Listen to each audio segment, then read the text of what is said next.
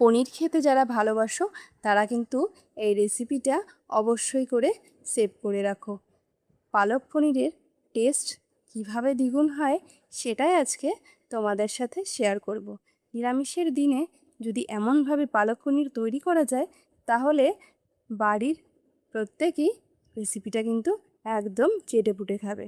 তাহলে চলো কিভাবে তৈরি করলাম পালক পনির সেটাই তোমাদের সাথে শেয়ার করি।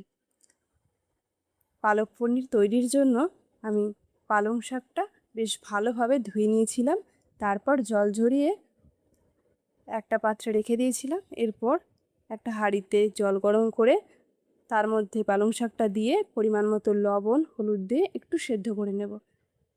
এর মধ্যে হলুদ দিলে কালারটা বেশ ভালো হয়। এরপর জল ছেঁকে নিয়ে একটা পাত্রে জল দিয়ে ঠান্ডা জলের মধ্যে পালং শাকটা কিছুক্ষণের জন্য ঠান্ডা হতে দেব।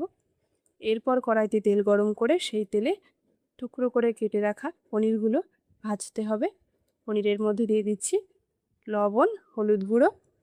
পনিরটা বেশ খানিকক্ষণ ধরে নাড়াচাড়া করে ভাজতে হবে, বেশি লালচে করলে হবে না। এদিকে পালং শাকের জল ঝরিয়ে মিক্সিং জারে নিয়ে নিয়েছি। আদা কাঁচা লঙ্কা আর সামান্য পনির দিয়ে বেশ ভালোভাবে একটা মিহি পেস্ট তৈরি করে নিয়েছি পালং শাকে। এদিকে পনিরটাও হালকা ভাজা হয়ে গেছে। পনিরটা ভেজে আমি একটা পাত্রে তুলে নিচ্ছি। পনির ভাজা হয়ে গেলে সেই তেলে আমি তেজপাতা শুকনো লঙ্কা গোটা গরম মশলা ফোড়ন দিয়ে নিয়েছি। এর মধ্যে একটা কুচানো টমেটো দিয়ে দিয়েছি। টমেটোটা দিয়ে বেশ খানিকক্ষণ ধরে ভেজে নেব। টমেটোটা ওই 70% মতো ভাজা হয়ে গেছে। এরপর এর মধ্যে আমি দিয়ে দিচ্ছি পেস্ট করে রাখা পালং শাকটা। পালং শাকটা দিয়ে আমি টমেটো আর পালং শাক বেশ ভালোভাবে মিশিয়ে নেব। এতে বেশ খানিকটা তেল দেখা যাচ্ছে, কিন্তু পালং শাকটা ঘন ঘন নাড়তে থাকলে এই ভেসে যেই তেলটা আছে সেই তেলটা আর দেখা যাবে না। দেখতেই পারছো একদমই তেল নেই অতিরিক্ত। এরপর এর মধ্যে দিয়ে দিচ্ছি হলুদ গুঁড়ো জিরে গুঁড়ো আর পরিমাণ মতো লবণ। খুব অল্পই লবণ দিতে হবে এতে। এরপর টেস্টের জন্য খানিকটা অল্প পরিমাণে চিনি দিয়ে দিয়েছি।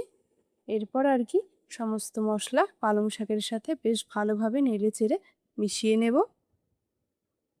এভাবে পালং শাকটা একটু রান্না হয়ে গেলে এর মধ্যে দিয়ে দিয়েছি ভেজে তুলে রাখা পনিরগুলো দিয়ে পালং শাকের সাথে আলতোভাবে মিশিয়ে নিতে হবে।